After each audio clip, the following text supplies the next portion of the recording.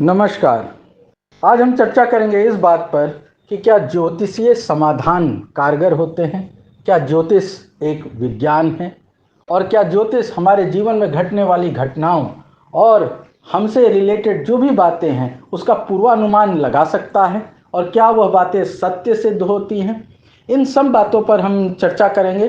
साथ ही हम कुंडली मिलान पर भी चर्चा करेंगे, जो कि हिंदू समाज में शादी से पूर्व, विवाह से पूर्व जिसको मिलाया जाता है, लड़के और लड़की के कुंडली मिलाकर देखी जाती है कि आगे का उनका वैवाहिक जीवन कैसा होगा और उसके आधार पर निर्णय लिया जाता है।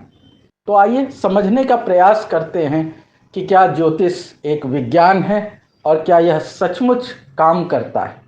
तो जिन लोगों ने ज्योतिष पढ़ा हो या उसके बारे में थोड़ी भी जानकारी रखते हों, उन्हें पता होगा कि ज्योतिष में संपूर्ण आकाश को 360 पार्ट्स में डिवाइड किया गया है और इन 360 पार्ट्स को फिर दोबारा 12 पार्ट्स में, जिन्हें आप जोडियक साइन यह राशि के रूप में जानते हैं, उनको 12 राशियों में डिवाइड किया गया है। यानी हर राशि के अंतर्गत आकाश का 30 भाग उसके अंतर्गत आता है। इसके बाद 27 नक्षत्र बताए गए हैं और फिर 9 ग्रह हैं। तो इन सब को मिला जुला के इनका एक गणितीय समीकरण बनाकर यह पता लगाने का प्रयास किया जाता है कि व्यक्ति का जीवन, उसका स्वभाव, उसके जीवन में घटने वाली घटनाएं कैसी होंगी और क्या होंगी। इसी को ज्योतिष शास्त्र कहा जाता है।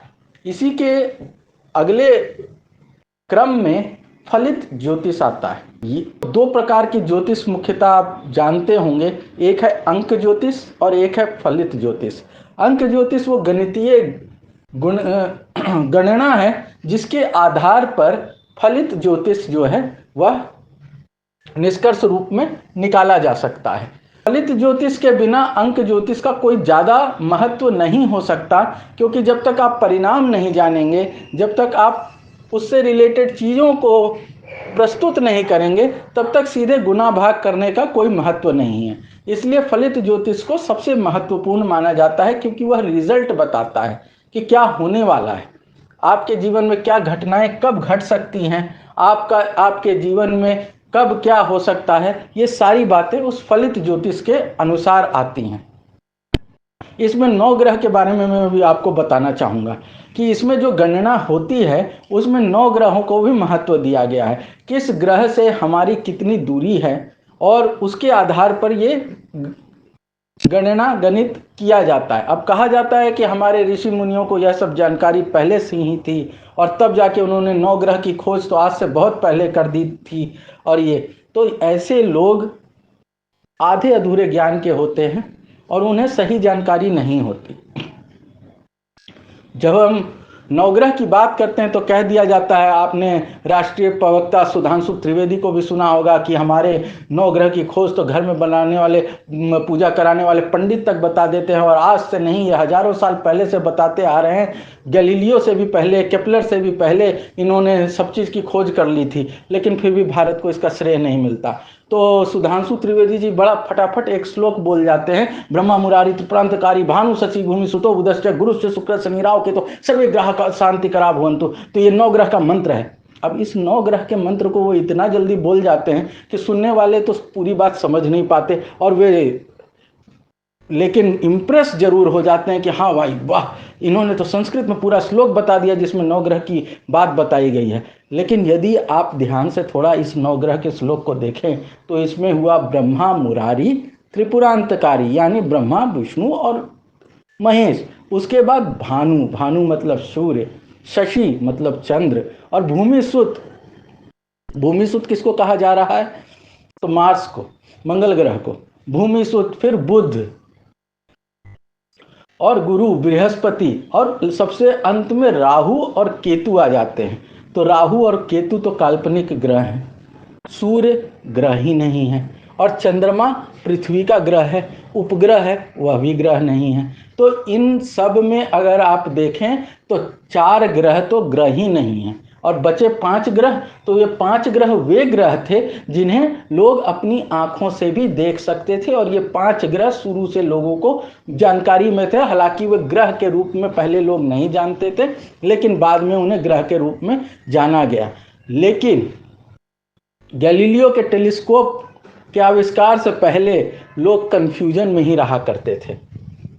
फिर केपलर ने आकर बताया कि जो परिक्रमा होती है सूर्य की ग्रहों द्वारा, वह सर्कुलर शेप में नहीं होती है।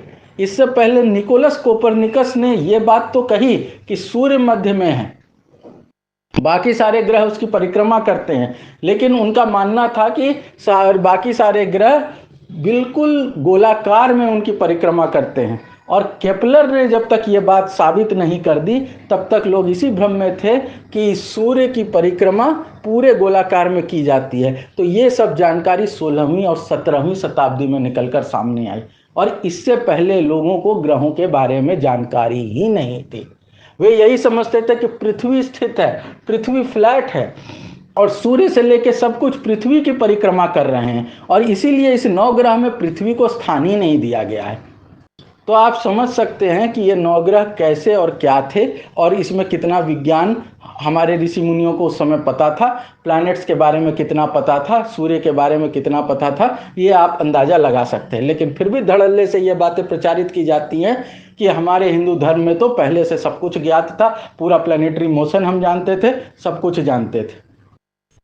लेकिन ऐसी बात नहीं है। अब बात कर लेते हैं, जब आपके ग्रह में ही काल्पनिक ग्रह हैं, तो आपने सुना होगा राहु की दशा चल रही है। राहु की दशा कैसे चल सकती है जब राहु ही एग्जिस्ट नहीं करता? तो काल्पनिक चीज़ों के आधार पर जो गणनाएं होंगी वो भी तो काल्पनिक हो जाएंगी, क्योंकि जो आप देखेंगे कि रेक्टेंगल शेप का जो बनाया जाता है और उसमें 12 घर बनाए जाते हैं कुंडली में, और सबको एक एक नंबर दिया जाता है। वो नंबर दरअसल आधार होता है उन 12 जो जोडिएक साइन हैं, उनके आधार पर, जो आपकी राशियां हैं उनके आधार पर। तो एक आपका उच्च रहता है, फिर निम्न रहता है, इस तरह से उसको 12 नंबर देके फिर उसकी कैलकुलेशन की जाती है और बताई जाती है। लेकिन जो कैलकुलेशन इमेजिनरी बॉडी पर आधारित है, वह सत्य कैसे सिद्ध हो सकती है? और इमेजिनरी बॉडी से रिलेटेड आपके सारे बाकी ग्रह को आप कैलकुलेट करते हैं तो वो सब गलत ही सिद्ध होंगी। तो इसमें कोई वैज्ञानिक आधार, कोई वैज्ञानिकता नहीं है जो काम कर सकती है।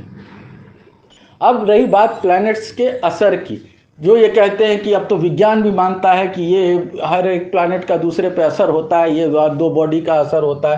तो हाँ, होता है। G/1/m2/r², जो ये इक्वेशन दिया गया फोर्स का, जिसमें ये बताया गया कि ग्रेविटेशन कांस्टेंट है एक, उसके बाद 2 बॉडीज़ आप ले लीजिए m1 m2, डिफरेंट मासेस की हैं, और उसके बाद उनके बीच के डिस्टेंस का स्क्वायर से उसको डिवाइड करना है, तो ये दोनों के बीच का फोर्स निकल जाता है। अब आप कोई भी प्लैनेट ले लें और उससे अर्थ की दूरी नाप लें, तो उसमें रहने वाले हर व्यक्ति से भी उसकी दूरी लगभग समान होगी, और जितनी दूरी अर्थ और किसी प्लैनेट के बीच में है, उसके अनुपात में किसी भी व्यक्ति का हाइट नेग्लिजिबल है, उसकी पोजीशन नेग्लिजिबल है, साथ ही उसका मास भी आगे वाली प्लैनेट के मुकाबले नेग्लिजिबल है। तो जो कैलकुलेशन की जाएगी G/m1/m2/r², इसकी वैल्यू लगभग सबके लिए सेम आएगी, कोई अंतर ही नहीं आना। तो फिर इन ग्रहों का अलग अलग व्यक्तियों पे असर कैसे अलग अलग आ जाएगा? आ ही नहीं सकता। ये भी कोई साइंटिफिक आधार नहीं है जो कैलकुलेशन यहाँ पर बताई जाती है या की जाती है। लेकिन अब इस आधार पर मैं अगर एक वाक्य में कह दूं कि ज्योतिष का कोई अर्थ नहीं है, तो ऐसे बहुत से लोग होंगे ज्योतिष को मानने वाले, जो ये तर्क लेके खड़े हो जाएंगे कि मैंने अनुभव किया है, ये होता है, मुझे ऐसा बताया गया, मैंने किया और वो मेरे जीवन पर बिल्कुल सही घटित होता है। तो ऐसे लोगों को मैं कहना चाहूँगा कि आप ज्योतिष थोड़ा पढ़ लें, क्योंकि वहाँ पर 12 भागों में जो डिवीजन हुआ है राशियों के आधार पर, और उसके बाद आप फलित ज्योतिष में जाएंगे तो एक जनरलाइजेशन की बात है।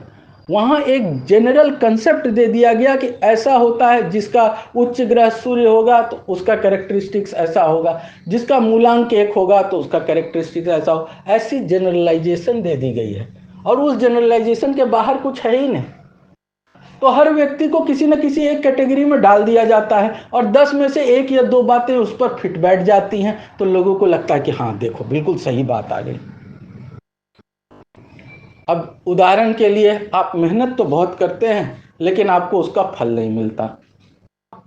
सबके लिए काम करेंगे लेकिन कोई आपको जीवन में समझ नहीं पाएगा पूरी तरह। हर व्यक्ति को ऐसा ही लगता है। तो ये जनरल बातें हैं जो उसमें दे दी गई हैं और सबको लगता है कि हाँ बिल्कुल ऐसा ही होता है। मैंने अपनी पुस्तक भारतीय अध्यात्म वैज्ञानिकता की खोज में एक पूरा चैप्टर इसी टॉपिक पर डिस्कशन किया है, जिसमें मैंने बताया गया है कि ये जो ज्योतिषीय समाधान दिए जाते हैं कि आप मूंगा, मोती, पन्ना आदि अंगूठियां पहन लीजिए, आप पीपल के पेड़ के नीचे जाके जल डालिए, आप इसकी परिक्रमा कीजिए, आप काले कुत्ते को रोटी खिलाइए, ऐसे ऐसे बहुत से उपाय बताए जाते हैं। आप पीले वस्त्र में लाल अन्न का दान करें, चना दाल का दान करें, तो इससे क्या लाभ होता है? ये सब साइकोलॉजिकल इफेक्ट डालते हैं। जब आपको किसी चीज़ को लेकर लगता है कि ये समस्या है और इसके समाधान के लिए मैंने ये कर लिया, अब मेरी समस्याएं धीरे धीरे ख़त्म हो जाएंगी, तो आप पॉजिटिव होने लगते हैं। आपका ध्यान उस समस्या के समाधान से हटकर अपने काम पर लगने लगता है, आपकी चिंताएं थोड़ी कम हो जाती हैं और इससे आपको लाभ मिलता है। और आपको लगता क्या है कि ये ज्योतिषीय समाधान ने इसका लाभ कर दिया। सब कुछ ब्रेन से होता है और जब तक आप ब्रेन की शक्ति को नहीं पहचानेंगे, आप ऐसे भ्रम में पड़े रहेंगे और आपको कोई इससे उबार नहीं सकेगा। आप इसमें फंसे रहेंगे और लोग इसका लाभ उठाते रहेंगे। मैंने भी बहुत ज्योतिषियों से बातचीत की, जानने समझने की कोशिश की। एक से मैंने पूछा कि क्या आप बता सकते हैं कि मेरी पहली संतान क्या होगी और कब होगी, किस डेट को होगी? क्या मैं विदेश जाऊंगा तो किस डेट को जाऊंगा? उन्होंने कहा कि नहीं, ये सारी बातें नहीं बताई जा सकती, ये सारी गणनाएं नहीं की जा सकती, ये इतना डिटेल कोई नहीं बता सकता आपको। तो जब डिटेल बताया ही नहीं जा सकता तो जनरलाइजेशन, प्रेडिक्शन तो कोई भी कर सकता है और उसमें से हो सकता है वो बात सही हो, वो बात गलत हो, इसमें तो कोई दो राय नहीं है। और फिर इसमें क्या विज्ञान? ये तो प्रोबेबिलिटी की कहानी हो गई, प्रोबेबिलिटी का खेल हो गया, परम्यूटेशन कॉम्बिनेशन का खेल हो गया कि ये चीज़ होगी तो वो होगा, वो चीज़ होगी तो वो होगा। हो सकता है हो सकता है नहीं हो। इसलिए इसमें कोई वैज्ञानिकता नहीं है। इसमें वैज्ञानिकता खोजने और उसके आधार पर विश्वास करने का प्रयास न करें। मैं आप सबसे प्रार्थना करूंगा। बहुत बार कुंडली मिलाने की भी बात आती है और कुंडली मिलाने पर भी मैंने अपनी पहली पुस्तक भारतीय अध्यात्म वैज्ञानिकता के प्रतिबिंब में डिटेल में चर्चा की है कि कुंडली मिलान से क्या होता है। तो मूलतः कुंडली मिलान से कुछ नहीं होता, इसका कोई वैज्ञानिक आधार फिर नहीं है, लेकिन हाँ ये आपके दिमाग पर असर अवश्य डालता है। कई बार कह दिया जाता है राम और सीता के 36 गुण मिले थे। राम और सीता के लिए रामायण में कोई भी कुंडली मिलाने की बात नहीं आई है। पूरी वाल्मीकि रामायण मैंने लाइन बाय लाइन पढ़ी है और मैं आपको दावे के साथ कह सकता हूं कि पूरी वाल्मीकि रामायण में कहीं पर भी कुंडली मिलाने की बात नहीं आई है। न ही किसी अंगूठी पहन के किसी चीज के समाधान करने की बात आई है। तो उस समय तो त्रिकालदर्शी विश्वामित्र, वशिष्ठ जैसे ऋषि हुआ करते थे। उन्होंने राम के जीवन को सुधारने के लिए क्यों नहीं कोई कुंडलीय समाधान या कोई ज्योतिषीय समाधान दे दिया? क्योंकि उस समय तक ये बातें थी ही नहीं। ये सारी चीजें बहुत बाद की डेवलपमेंट है। 16वीं 17वीं सदी के बाद की भी डेवलपमेंट आप मान सकते हैं, जिसमें चीजें जोड़ जोड़ के इस लेवल तक पहुंचा दी गई। और उसके बाद भी लोगों ने ग्रहों को सही नहीं किया, जबकि 17वीं सदी तक तो सारे ग्रहों का 18वीं सदी 19वीं सदी आते आते पता चला था। तो लास्ट के 2 ग्रह यूरेनस और प्लूटो का पता जाकर 19वीं सदी के आसपास और 20वीं सदी में पता चला है, नहीं तो इनका पता नहीं था। इसलिए उस समय तक भी ग्रह ठीक नहीं कर पाए थे हमारे पंडित लोग। तो ये बात आप समझ सकते हैं। बहुत बार संयोग की बात होती है कि ऐसा हुआ तभी ऐसा हुआ, नहीं तो ऐसा नहीं होता। तो संयोग के लिए बहुत चीज़ें काम करती हैं, वो किसी के अपने कंट्रोल में नहीं होता, कई चीज़ों का समायोजन होता है।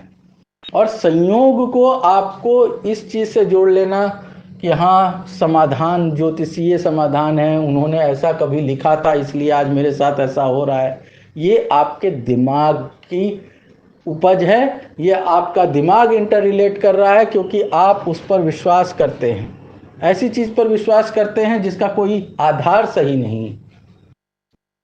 तो मैं आप सबसे आग्रह करूंगा, कृपया इन चीज़ों पर सोच समझकर विचार कर कोई विश्वास करें, क्योंकि इनका कोई वैज्ञानिक आधार नहीं है, इनमें कोई सत्यता नहीं होती, और जो कुछ भी होता है वो आपके दिमाग से होता है, क्योंकि आपको एक विश्वास हो जाता है कि अब जो मैंने ये कर दिया तो अब मेरी समस्या का समाधान हो जाएगा। और जो होता है वो आपकी मेहनत और लगन से होता है। ज्योतिषीय समाधान, कुंडली मिलान, इन सब चीज़ों से कुछ नहीं होता।